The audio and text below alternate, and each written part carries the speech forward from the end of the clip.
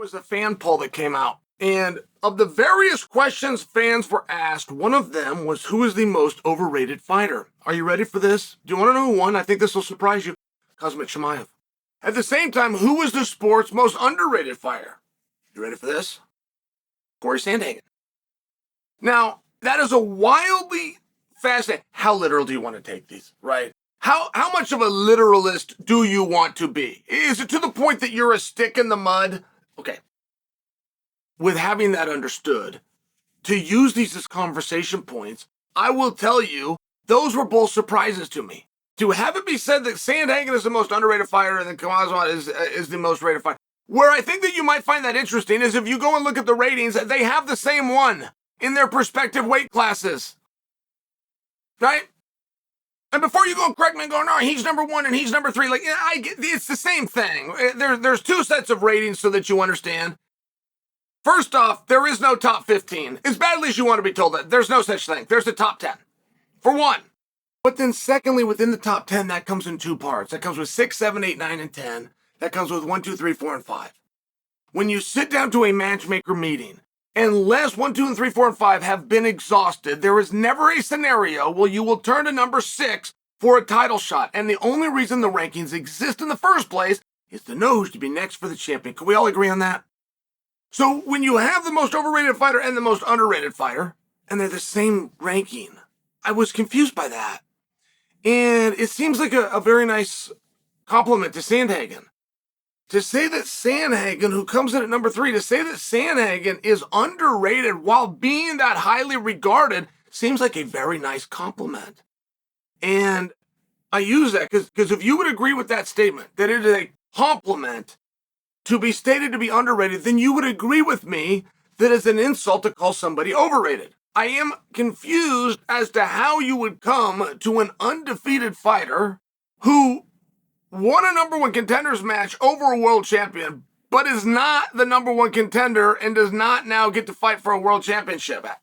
How do you say that he's overrated? And I'm not scolding or berating you guys if you do. I'm just trying to figure out how do you get to that conclusion.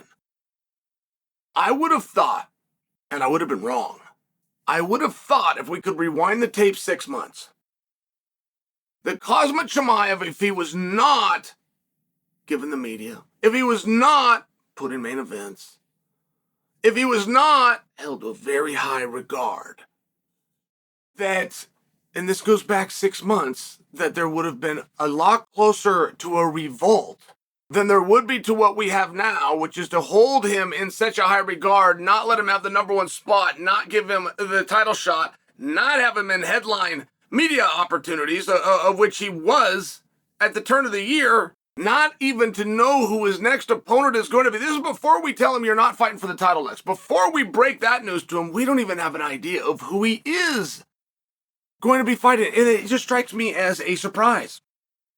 I'm just sharing that with you. It struck me as a surprise that Chimaev was the most overrated fighter. Number 3 on this list by the fans was Francis Ngannou. Again, this was not a UFC list. This was for our entire industry.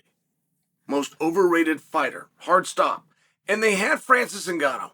That one seemed to me like an easier case to make.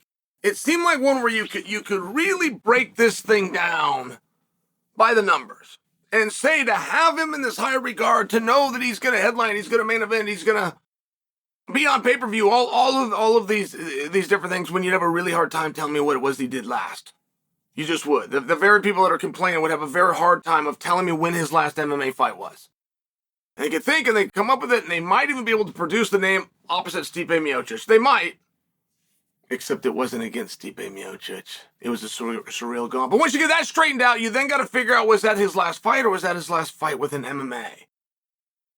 And it turns into one of these that I think that you would have a much easier time doing, but I'm not really seeing any kind of juxtaposition between number 3 on this list, who was Francis, versus number 1, who was Chimaev. And for Chimaev to said to be overrated.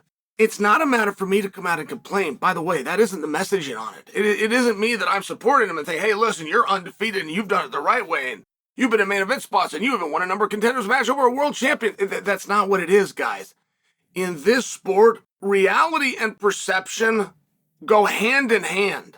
So if this list has come out, whether I agree with it or even you, the students here at Professor Sonnen's classroom, even if you disagree, it's wildly important that Chimaev and his team are aware that this is the perception.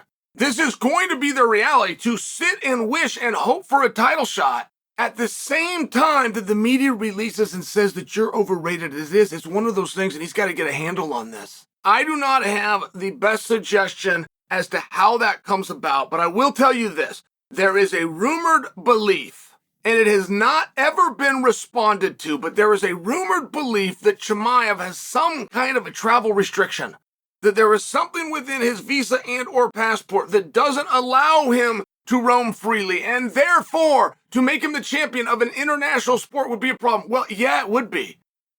Yes, it would be. And there's also ways to deal with that, and there's ways to navigate it. The one thing that Chimaev cannot do is to allow for this rumor to exist, because perception becomes reality. He's got to get in front of it either way, including if it's true.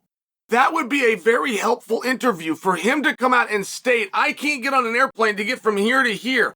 I'll whip anybody's ass wherever that 747 wants to put down. Or they can come out here and they're well aware of it, but they're not doing it because he could fill in the blank and he can make his case. And perhaps where Chimaev live, he doesn't understand the most important thing in America, the absolute most powerful thing. It's not the millionaire, it's not the doctor, it's not the astronaut. The most powerful thing you can have in America is to be the victim. So there literally would be very good reason for him to get out in front of this story, whether it's true or it isn't true, whether it's helping him or it's negating him. If we had those answers and we can start to sympathize with him, and we realize if we're going to get a world title fight, we're going to have to take it to him. There's things that could be done, and there's people that could rise up.